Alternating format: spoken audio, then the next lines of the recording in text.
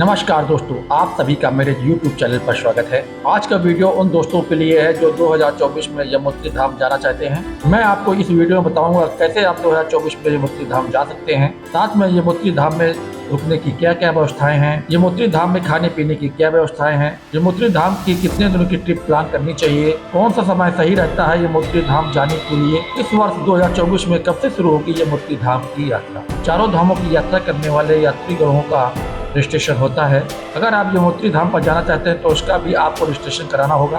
कैसे आप online offline कैसे रजिस्ट्रेशन आप करा सकते हैं, यहाँ पर घोड़े खच्चर व पालकी के क्या रेट होने वाले हैं, और यमुनोत्री धाम में आपको 5-6 किलोमीटर की ट्रैकिंग करनी पड़ती है। अगर आप यमुनोत्री धाम के लिए जाते हैं तो आपको कौन कौन सा सामान लेकर जाना चाहिए, इसके साथ ही ये भी मैं आपको बताऊंगा कि यमुनोत्री धाम पर जाने पर आपको कितना खर्च आने वाला है। ये वीडियो आप पूरी देखिएगा क्योंकि ये वीडियो काफी इंफॉर्मेटिव होने वाली है। कई भक्तगण ऐसे होते हैं जो 4 धाम की यात्रा नहीं कर पाते हैं, वो एक वर्ष में केवल एक ही धाम की यात्रा करना चाहते हैं। इसीलिए आप आखिरी तक वीडियो देखिए। अगर आपने अभी तक मेरे चैनल को सब्सक्राइब नहीं किया तो सब्सक्राइब कर दिए, बेल आइकन को प्रेस भी कर दीजिएगा जिससे कि आने वाले मेरे इस प्रकार की वीडियो का नोटिफिकेशन आपको मिल सके। चलिए वीडियो को शुरू करते हैं। चलिए दोस्तों, अब हम बात कर लेते हैं कि आप 2024 में यमुनोत्री धाम तक कैसे आ सकते हैं। यमुनोत्री धाम की यात्रा शुरू होती है हरिद्वार से या ऋषिकेश से। हरिद्वार या Rishikesh by bus, by taxi, by rail या बाई एरोप्लेन से आ सकते हैं। तो आप बाई ट्रेन हरिद्वार से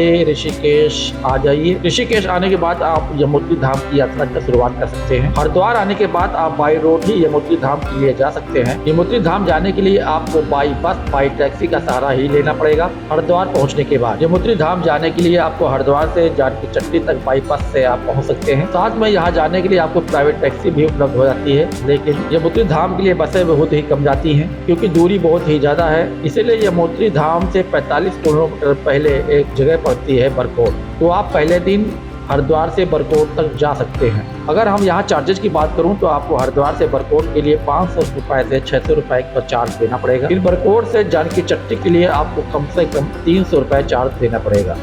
लेकिन आप जब बरकोट तक पहले दिन जाते हैं तो पहली नाइट आपको बरकोट में ही नाइट स्टे करना पड़ेगा। अधिकतम भक्तगण जो यमुनोत्री धाम के लिए यात्रा करते हैं वे सभी चारों धाम की यात्रा करने जाते हैं तो बरकोट में ही एक नाइट स्टे कर लेते हैं और दूसरे दिन यहाँ से निकलकर यमुनोत्री धाम के दर्शन करने के बाद वो फिर से इसी बरकोट वाले स्थान पर आ जाते हैं। अगर आप प्राइवेट टैक्सी से जाना चाहते हैं तो अगर प्राइवेट टैक्सी से जाना चाहते हैं या कार से जाना चाहते हो तो आप हरिद्वार से बरकोट के लिए आप जा सकते हैं। अगर आप शेयरिंग कार से जाते हैं तो 2500 रुपए से 3000 रुपए के बीच में आपको देना पड़ेगा। अगर आप पूरी टैक्सी बुक करा कर जाते हैं तो आपको 12,000 रुपए से 15,000 रुपए के बीच में देना पड़ेगा। ये डिपेंड करता है उस समय पर जब भक्तगण 4 धाम की यात्रा पर जा रहे हैं या यमुनोत्री धाम पर जा रहे हैं। इस तरह से आप टैक्सी करके भी जा सकते हैं। अगर आप प्राइवेट टैक्सी करके जा रहे हैं तो आपको बरकोट की कोई आवश्यकता नहीं है, तो आप सीधे चलकर जानकी चट्टी में नाइट स्टे कर सकते हैं। तो ये बात हो गई कि आप कैसे यमुनोत्री धाम तक पहुंच सकते हैं। अगर दोस्तों आप बाई फ्लाइट आना चाहते हैं तो इसका नज़दीकी जो एयरपोर्ट है वो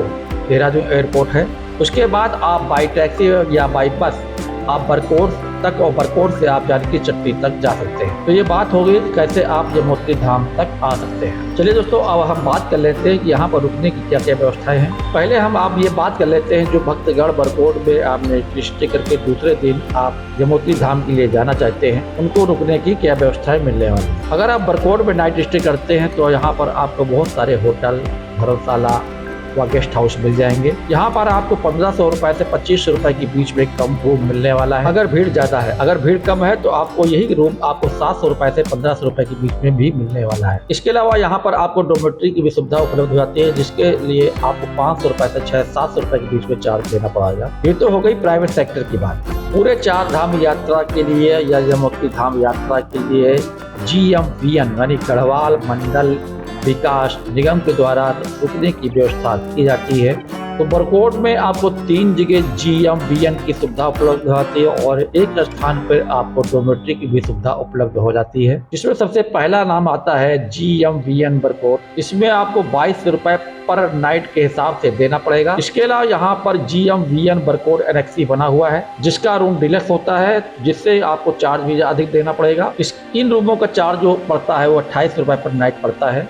अगर आप सस्ते में रुकना चाहते हैं तो यहाँ पर जनता यात्री निवास भी बना हुआ है, जिसमें अगर रूम लेते हैं तो आपको 2200 रुपए चार्ज देना पड़ेगा। अगर यहाँ पर आप डॉर्मेट्री की सुविधा लेना चाहते हैं तो 500 रुपए से 600 रुपए आपको देना पड़ेगा। तो ये बहुत बात हो गई। जो लोग बरकोट में रुकना चाहते हैं वो कैसे रुक सकते हैं। अब बात कर लेते हैं जो लोग जानकी चट्टी में रुकना चाहते हैं वो कैसे रुक सकते हैं। जब आप जानकी चट्टी पहुंचते हैं तो जानकी चट्टी में उतनी अच्छी सुविधाएं नहीं मिलने वाली हैं। ये रस एरिया और छोटा एरिया होने के कारण यहाँ काफी रूम कम है। तो यहाँ पर आपको रूम के जो चार्जेस देने पड़ेंगे 1500 रुपए से 3000 रुपए के बीच में देने पड़ सकते हैं। कुछ लोग बताते हैं जानकी चट्टी में 500-600 रुपए मिल जाएंगे। तो मेरा कहना है कि आपको जानकी चट्टी में 500-600 रुपए के मिलने वाले बिल्कुल नहीं है। इसके अलावा यहाँ भी GMVN यानी गढ़वाल मंडल विकास निगम 3 जगहों पर इनके रूम और होटल बने हुए हैं जहां पर आप जाकर रुक सकते हैं। तो यहाँ पर GMVN के रूम के चार्जेस की बात कर लो तो यहाँ पर भी 2200 रुपए से 2800 रुपए ये लोग चार्ज लेते हैं नाइट स्टे करने के लिए। अगर आप यहाँ डॉर्मेट्री लेना चाहते हैं तो यहाँ पर आपको 560 रुपए देना पड़ेगा। अगर आप जानकी चट्टी नहीं पहुंच पाते हैं तो इससे पहले एक जगह पड़ती है फूल चट्टी। फूल चट्टी में भी आप नाइट स्टे कर सकते हैं। यहाँ पर भी GMVN की डॉर्मेट्री की सुविधा उपलब्ध हो जाती है। तो यहाँ पर भी आप नाइट स्टे कर यमुत्री धाम के दर्शन के लिए जा सकते हैं। तो दोस्तों ये बात हो गई कि आपको यमुत्री धाम में रुकने की क्या व्यवस्थाएं मिलने वाली हैं। चलिए अब बात कर लेते हैं। आप अगर रूम की बुकिंग आप ऑनलाइन करना चाहते हैं, GMVN में आप रूम की या डॉर्मेट्री की बुकिंग करना चाहते हैं तो आप इस साइट पर जाकर रूम या डॉर्मेट्री की बुकिंग कर सकते हैं। अगर दोस्तों आप मई में जाने वाले हैं तो मई में आपको बुकिंग पूरी फुल मिलने वाली है, लेकिन कहीं कहीं पर बुकिंग अवेलेबल है तो वहां पर आप जाकर बुकिंग कर सकते हैं। तो चलिए अब बात हम कर लेते हैं कि इस वर्ष 2024 में कब से शुरू हो रही यमुत्री धाम की यात्रा।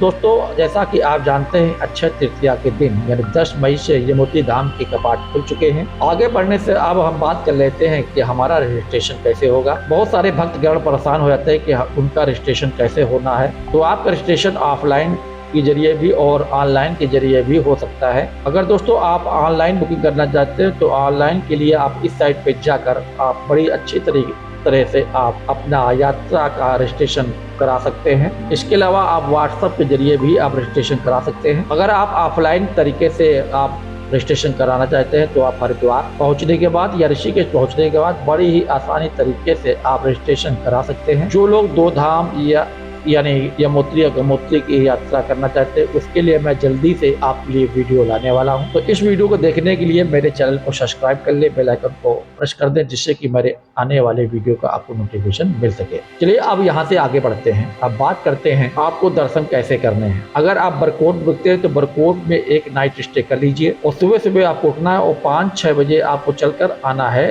जानकी चट्टी। बरकोट से जानकी चट्टी के लिए छोटी छोटी गाड़ियां चलती है जिसका चार्ज लगभग 200 रुपए के आसपास आपको देना होगा। इस तरह से आप 2 से 3 घंटे में जानकी चट्टी आ जाते हैं और जानकी चट्टी पहुंचने के बाद आपको 5 से 6 किलोमीटर की पैदल ट्रैकिंग करनी होगी। अगर आप पैदल ट्रैकिंग नहीं करना चाहते तो यहाँ पर घोड़े खच्चर व पालकी की सुविधा भी उपलब्ध हो जाती है। यहाँ पर हम घोड़े खच्चर की बात करें तो अगर आप यमुत्री धाम से आप जाना चाहते हैं एक तरफ तो यहाँ पर आपको लगभग 1300 रुपए से 1500 रुपए चार्ज देना पड़ेगा। अगर दोनों तरफ यानी आप घोड़े खच्चर से दोनों तरफ यमुत्री धाम से जानकी चट्टी की आप बुकिंग कराना चाहते हैं 2500 रुपए वो लगभग खच्चर का देना पड़ेगा। अगर आप पालकी से जाते हैं तो एक तरफ का चार्ज, जानकी चट्टी से यमुत्री धाम के लिए जाते हैं तो आपको 3500 रुपए चार्ज देना पड़ेगा। अगर आप दोनों तरफ की आप पालकी जाते हैं तो आपको जानकी चट्टी से यमुत्री धाम के लिए 6000 रुपए का चार्ज देना पड़ेगा। तो ये बात हो गई जो लोग घोड़े खच्चर व पालकी से जाना चाहते हैं यमुत्री धाम के लिए। अगर आप पैदल ट्रैकिंग करके यात्रा करते हैं तो आपसे 2 से 3 घंटे में बड़ी आराम से यमुत्री धाम मंदिर के पास पहुंच जाएंगे और इसके साथ आपको आधे से 1 घंटे में दर्शन भी हो जाएंगे। जहां भीड़ ज्यादा उतनी नहीं होती है यहां पर आराम से दर्शन हो जाते हैं। तो आप यमुत्री धाम पहुंचिए, दर्शन कीजिए और अपनी मनोकामना मांगिए। अगल बगल पे आप भी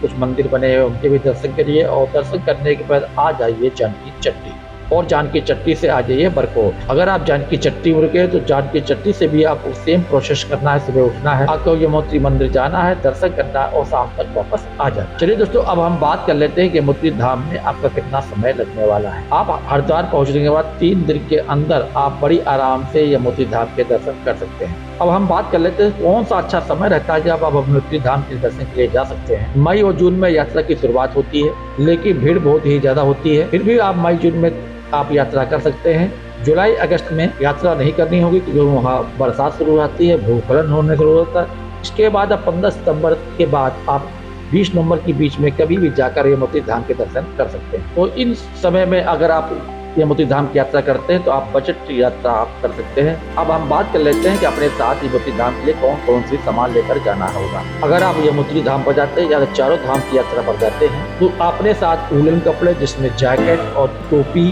ग्लव्स, छाता, रेनकोट, ये सभी सामान आपको रख के ले जाना है, जरूरी है। साथ में आपको टॉर्च भी लेकर जाना है। अगर आपका पावर बैंक है तो पावर बैंक भी लेकर जाइए, क्योंकि ये पहाड़ी इलाका है, कभी भी भूस्खलन हो सकता है, तो यात्रा बीच में रोकी जा सकती है। इसके लिए आपको टॉर्च भी ले जाना आवश्यक है। तो भूस्खलन होने के कारण आपको कई दिनों कर यहाँ पर स्टे करना पड़ सकता है, तो आप इस तरह से आप यमुनोत्री धाम या चार धाम की यात्रा पर जाएं। चलिए दोस्तों, आखिरी में ये बात आती है, अगर हम यमुनोत्री धाम पर जाते हैं तो हमारा खर्च कितना आने वाला है। अगर हम हरिद्वार से बाईपास यमुनोत्री धाम तक जाते हैं और वापस आते हैं, डोरमेट्री में हम रुकते हैं, तो आप बड़ी आराम से यमुनोत्री धाम की यात्रा 3500 रुपए से 4000 रुपए के बीच में कर लेंगे। अगर दोस्तों आप प्राइवेट टैक्सी करके जाते हैं, 4 लोग जाते हैं, तो आपका खर्चा लगभग 13,000 रुपए के आसपास आने वाला है, यानी 7 से 8,000 रुपए प्रति व्यक्ति के हिसाब से खर्चा होने वाला है। इस तरह से आप प्राइवेट टैक्सी से भी यात्रा कर सकते हैं। अगर दोस्तों 2024 में आप यमुनोत्री धाम पर जा रहे हैं, अगर आपके मन में कोई प्रश्न है तो मेरे कमेंट्स बॉक्स में जरूर आप लिख कर कमेंट्स करिए, जिससे हम जल्दी से आपको उस कमेंट्स का उत्तर दे सकें। अगर दोस्तों अभी तक आपने इस वीडियो को लाइक नहीं किया है तो लाइक कर दिए, अगर चैनल को सब्सक्राइब नहीं किया तो सब्सक्राइब कर दिए और बेल आइकन को प्रेस कर दिए, जिससे कि इस तरह के मेरे आने वाले इन्फॉर्मेटिव वीडियो आप पर नोटिफिकेशन मिल सके। तो ये वीडियो हम यही समाप्त करते हैं। जय यमुनोत्री माँ।